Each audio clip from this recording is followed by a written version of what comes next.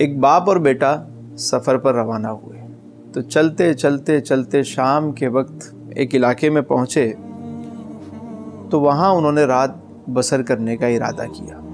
بیٹے کو بھیجا کہ وہ جو سامنے گھر نظر آ رہا ہے وہاں پتہ کرو کہ کیا ہم یہاں رات گزار سکتے ہیں۔ والد جو تھے ان کے وہ کاشتکار تھے، زمیندار تھے، زمین کو سمجھتے تھے، تو وہ جب انہوں نے اس زمین کو دیکھا تو حیران ہو گئے کہ یہ زمین تو بڑی زرخیز ہو سکتی ہے، لیکن یہ یہاں تو سارا سناٹا نظر آ رہا ہے، یہاں تو سارا ویرانہ نظر آ رہا ہے، یہ تو اس پہ کچھ کاشت ہی نہیں کیا گیا، یہ تو سونا اگلنے والی زمین ہے۔ خیر جب رات کو وہ بیٹھے، گفتگو چلی تو انہوں نے کہا کہ تم اس زمین پر کیوں نہیں کوئی کام کرتے؟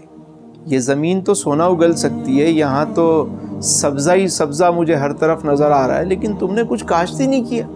تو صاحب خانہ کہنے لگے کہ ہمیں اس کی نیڈ نہیں ہے۔ کہنے لگے کیوں؟ کہا ہماری بھائی ایک بھینس ہے، وہ بھینس جو ہے دودھ دیتی ہے، اچھا خاصا دودھ دیتی ہے، ہم خود بھی پی لیتے ہیں، جو بچ جاتا ہے اس کو بیچ دیتے ہیں اور اس سے اپنا گزر بسر کر لیتے ہیں، اللہ خیر سلام، ہمیں ضرورت ہی نہیں ہے کسی چیز کی۔ اس شخص نے بہت قائل کرنے کی کوشش کی، لیکن وہ نہ گھائل ہوئے نہ قائل ہوئے، نہ اس بات کو انہوں نے سیریس لیا۔ صبح ناشتے کے بعد جب یہ دونوں باپ بیٹا واپس چلے تو چلتے ہوئے دیکھا کہ ایک پہاڑی کا ٹیلہ ہے، ایک اونچا ٹیلہ ہے، اور اس پر اس شخص کی بھینس کھڑی ہوئی ہے۔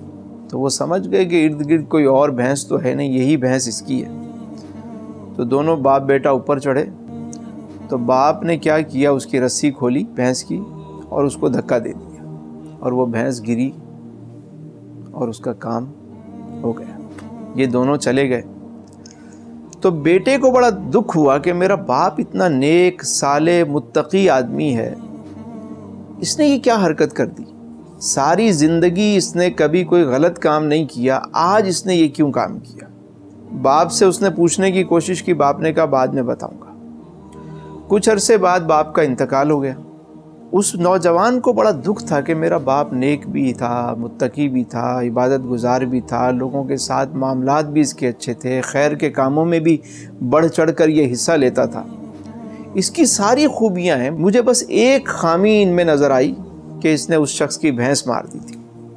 چلو اب تو والد نہیں رہا، میں کچھ پیسے لے کر چلا جاتا ہوں، اس شخص کو جا کر دیتا ہوں کہ اور اس سے معافی تلافی کرتا ہوں اور اس سے کہتا ہوں میرے والد کے لیے دعا کر دے، بخشش کی، اور اس کی مالی مدد بھی ہو جائے گی۔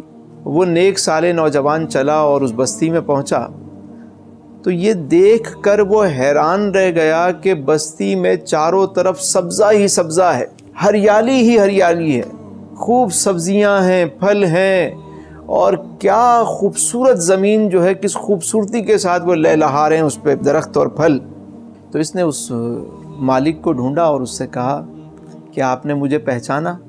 اس نے کہا مرحبا، خوش آمدید، ویلکم، میں تو کتنے عرصے سے تمہاری راہ تک رہا تھا۔ اس نے کہا کہ میرے والد کا انتقال ہو گیا، اس لیے میں اکیلا آیا۔ کہا اچھا، ارے آپ کے والد کے لیے تو روزانہ ہم جھولیاں اٹھا اٹھا کے، ہاتھ اٹھا اٹھا کے دعا کرتے ہیں۔ اس نے کہا وہ کیوں؟ کہا میاں آپ کے والد نے مجھے سمجھایا تھا کہ یہ زمین بڑی زرخیز ہے، ہمیں تو اس کی قدر نہیں تھی، لیکن اتفاق یہ ہے کہ جس دن آپ کے والد گئے اس دن ہماری بھینس مر گئی، پتہ نہیں اسے کیا ہوا کہ وہ گر کے مر گئی۔ اس کے بعد ہمیں تمہارے والد کی بات یاد آئی کہ اس زمین پہ کام کرنا ہے، ہم نے کام شروع کیا اور دیکھتے ہی دیکھتے قدرت نے اس میں برکت ڈالنا شروع کی، برکت ہوتی چلی گئی، آج تم دیکھ رہے ہو ہم کتنے خوشحال ہو گئے، یہ سب تمہارے والد کی وجہ سے ہوا، ہم تو روز سب ان کے لیے دعا کرتے ہیں۔ تو اس نوجوان کو اپنے والد کی وہ حکمت اور دانائی اور والد کی وہ بات یاد آئی کہ جب تک ان کی بھینس رہے گی یہ ترقی نہیں کر پائیں گے۔ کبھی کبھی زندگی میں ایسا بھی ہوتا ہے ہمارے ساتھ کہ ہماری بھینس جو ہے وہ مر جاتی ہے، کیونکہ ہم اس بھینس کے ہوتے ہوئے کچھ کر نہیں پا رہے ہوتے۔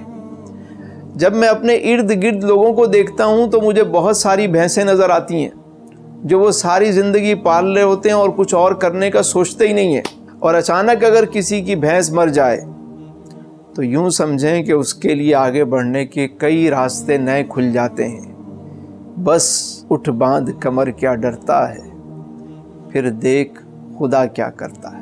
अगर हम देखें तो हम में से बहुत सारे लोग ऐसे हैं जिन्हें अपनी भैंस मारने की हिम्मत नहीं होती, और अगर कभी खुद ही भैंस मर जाए वो बाद में शुक्र अदा करते हैं। ये भैंस एक इस्तियारा है समझाने के लिए कि ज़िंदगी में कभी कोई ऐसा वाक़या रोनुमा होता है कि हमारे आगे का वो पत्थर हट जाता है, और हम बसा औकात ये समझ रहे होते हैं कि हमारी ज़िंदगी में ये क्यों हुआ। दर हकीकत वो हमारे अपने फ़ायदे के लिए होता है।